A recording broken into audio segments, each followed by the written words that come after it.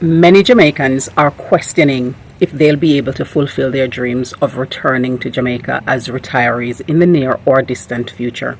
And this is because the retirement age is shifting in countries the world over, and it is even more so noticeable in highly industrialized nations. How is this affecting Jamaicans in the diaspora? Let's delve into this lovely conversation.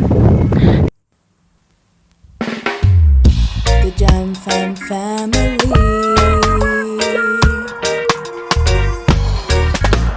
Jam Fam, come hang with me. Yeah. Hello, Wagwan. Pick up yourself, whether you're there yard or you're there abroad. Welcome back to another episode of Life with the Jam Fams. Now, on this episode, we're going to have a real discussion about the pension trap that many Jamaicans in the diaspora are finding themselves in. Many Jamaicans looking to return to Jamaica are finding this is becoming more and more challenging, or rather impossible, because of the constant sliding scale of pension ages in countries around the world where they are currently residing. Before, Jamaicans knew that they could work until they're 60 and return to Jamaica and live off their pension. Over the years, however, the age of retirement has crept up significantly, and I'm going to be looking at some of the information from different countries and talking you through those. Over the years, Canada and Jamaica are holding at 65 currently. Nevertheless, many countries are locked in at 67 and looking to go to 70 years in the next decade or two. And this, they say, is due to extended lifespan or life expectancy. The population pyramid also showing that lower birth rates is also a contributory factor. In Jamaica, the standard age limit for accessing the pension, so the national insurance scheme at retirement, is 65 years, and individuals are still able to contribute to this up until the age of 70, and they can continue to work up until this point. For other approved retirement plans and public service, the age limit can vary, with some allowing early retirement options at 60, and of course some can take theirs at 65. Jamaicans in the diaspora will need to rethink their approach if they are looking to return to Jamaica at the early age of 60 and enjoy their life after years of dedication to working and paying into state or private pension. Jamaica has pension agreements with the UK, the USA, and Canada that allows for the coordination of benefits and contribution. It is worth exploring how you can make your pension contribution work best for you, although you cannot directly transfer your UK, USA, or Canadian pension contribution to a Jamaican plan currently. It might be something for the Account General's Department, where pension administration take place in Jamaica, to give this some consideration and to explore what's possible for Jamaicans who are living in the diaspora. Until then, it might be possible for you to cash out your pension account and transfer your funds to Jamaica, and therefore have a Jamaican-based pension plan that pays you directly once you are eligible to receive pension payments. Jamaicans in the diaspora need to explore additional investment pathways that will ensure that they can take up their retirement at 55 or 60, as was before possible, if that is something that they choose to do. This way, they are not trapped by the sliding age of eligibility for state or other approved pension scheme. Now, the idea of going away and working tirelessly over the years and then getting a pension scheme and returning to Jamaica with that and just sitting, relaxing and enjoying life and contributing to the country's development with skills and other charitable organizations and in different ways that retirees have been doing for decades is something that is fleeting. For many, it's seeming like a glacier that is rapidly melting, and there is no way to collect that water that is been melting away. And so people going away to foreign countries are going to need to start to think about measures that they need to put in place for themselves so that they are able to not need to work until they are really old in order to be able to have an opportunity to relax. And we do acknowledge that in Hebrew, And many African and Asian cultures, retirement is not even a word that they use, because people are expected to just live and be purposeful throughout their lives. However, we are also conscious that there are stages in life and different chapters that people live out as they transition from stage to stage. And since we've gotten to the place in society where people were working tirelessly from, let's say, 25 until 60, and working for that chunk of their lives, some 35, some 40 years of working and devoting to a company or to state service, and as a public servant, or in whatever way that they were being actively employed. It means, therefore, that people are looking for that opportunity, as it was sold, where they will have the chance to be able to step back from the hustle and bustle of it all, from the rat race, from the grind constantly, and then just be able to sit back and recoup, relax, and enjoy life. And it seems that people need to now start to see how they can enjoy life as they are living it, rather than postponing it for a period of retirement. It also means that people are going to need to be more forward thinking from early on in their careers, so that they can set up initiatives and put in place mechanisms that will allow them to be able to retire at a point when they feel to retire. You know, I was watching a program the other day of a lady in America, and this lady has been working tirelessly for years. She's now in her 70s, and her husband was unwell, so he had to forego working so that he could stay home and recover, and she had to go back out to work. And she was working in a supermarket chain, and in order that she's able to pay off the mortgage that they still have on their family home, and to avoid repossession of it. And so when I looked at those situations and see that there are lots of people who were looking forward to being able to retire at 60 and move back to their respective countries, wherever they are, in their respective diasporas.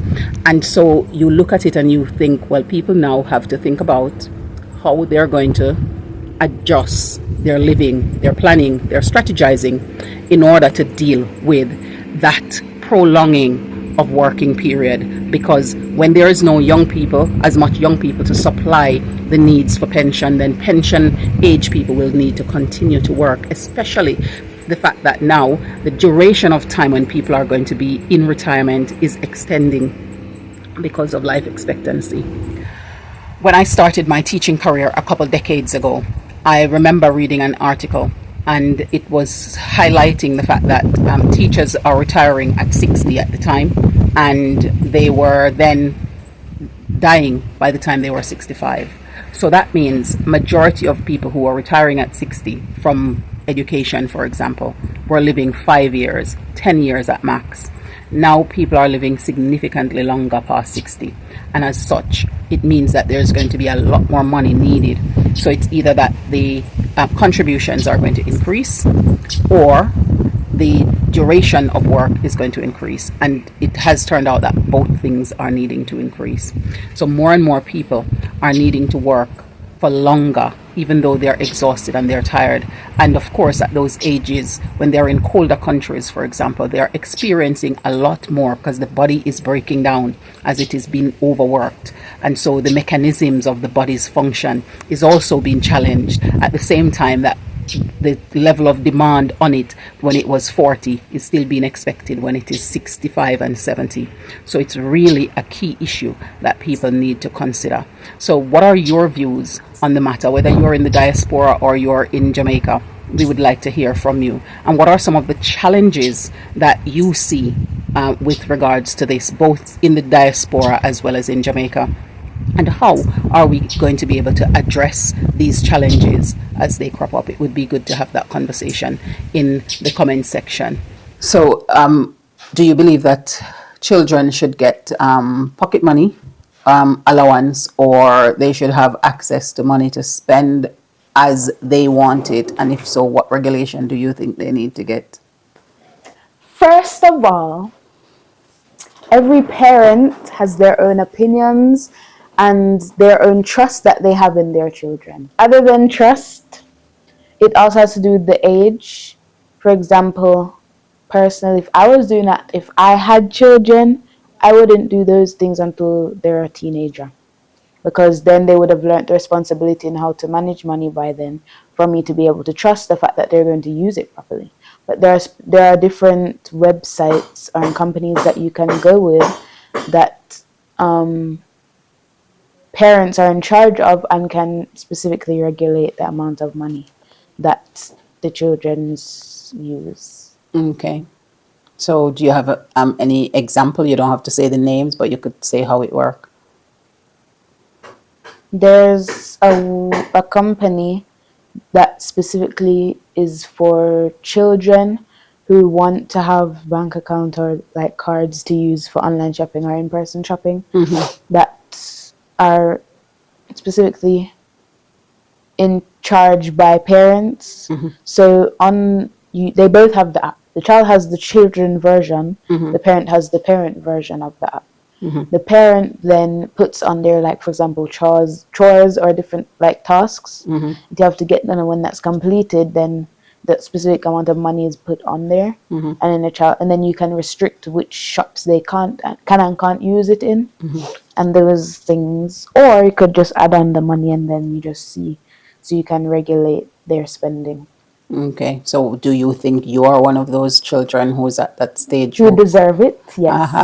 Yes. I must say that you are very good, a very good steward with your money. You do manage it quite well, and you know when to save up for what you want, and you know how to manage your money, and you also like to practice how to make money for yourself. And I like the fact that when your uncles or aunties and cousins and stuff give you money, how, and grandparents and stuff, how you actually manage it, and you forecast what it is you want to do with the money, how much it is going to be, and how you plan out all of that strategy of how to spend it.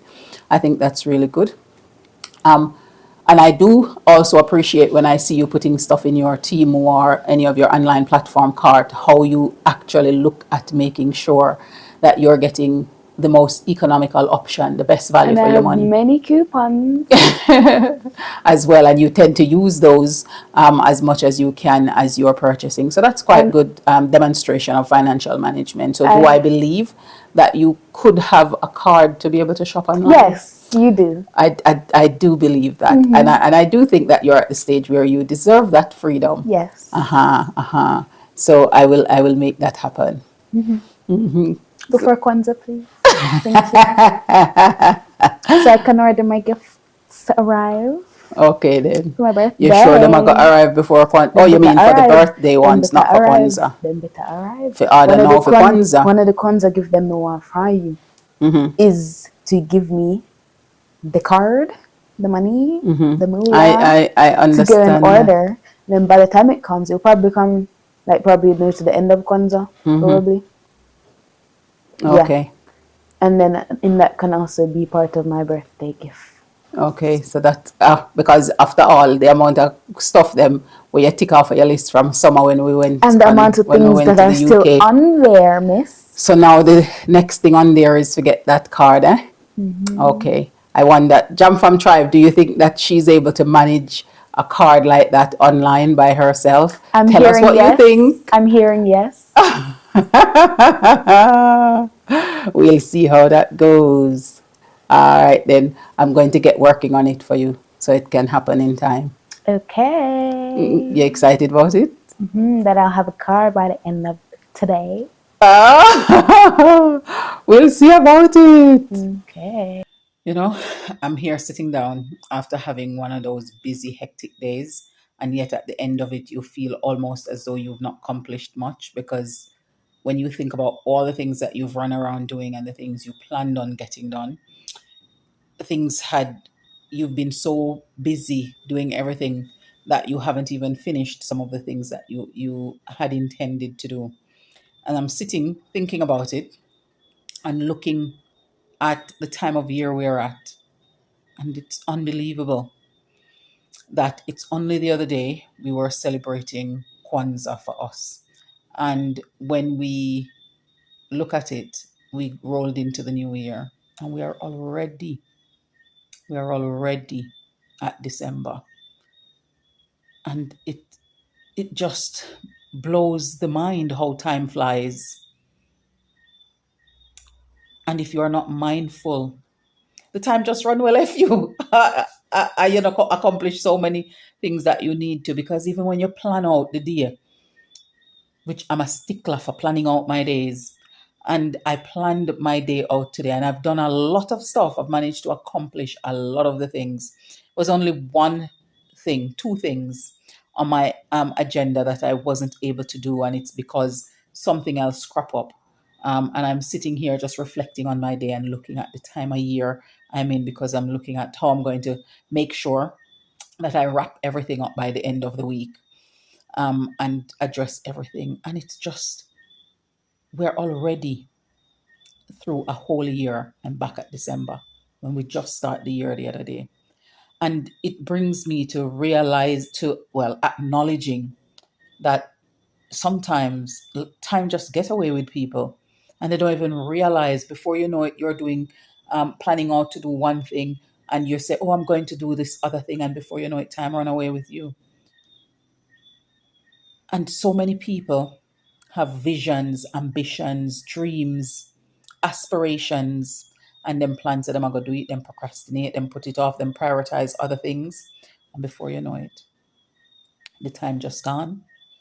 And you're stopping and thinking, where did it all go? And you haven't accomplished or achieved all of what you've set out to do in the time period. I mean, this was just today, my day. But you can also spread that to a decade, 5 years, a decade, a lifetime for some people. You have to just be so strategic with every waking minute of the day in order to be able to see how it's being utilized and ensuring that it's being utilized efficiently. I'm telling you. And my day was very productive. I've managed to get a lot of things done, as mentioned, but it was just, in spite of all that busyness and all of the things that was accomplished, I still wasn't able to finish off my list. And, I've sat here just trying to structure out how I'm going to fit them all into tomorrow and realign and just catch up so I can get back on track. And it makes me go into reflecting on how many people might be at the end of a week, the end of a month, the end of a year, having those same thoughts and figuring out how am I going to catch up and get these things done that needed to be done. If that's you, let us know what your situation is. If what I just said resonate with you, tell us in the comment section below. We'd like to hear it. The Jam Fam family.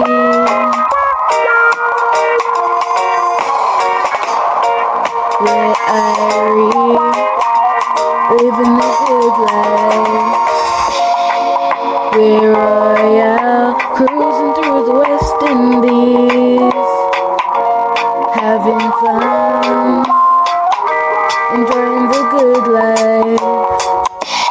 Jam Fam family, the Jam Fam family, yeah.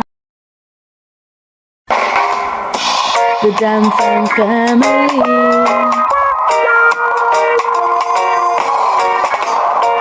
Where I living the good life. We're royal, cruising through the West Indies, having fun, enjoying the good life. Jam Fam family, the Jam Fam family, yeah. The Jam Fam family.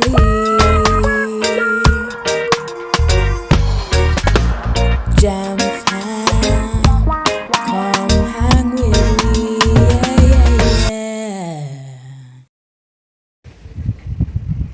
Thank you so much for staying with us here on this another episode of Life with the Jam Fam. It's been a pleasure and we look forward to seeing you in the next one. So until then, take care and walk good.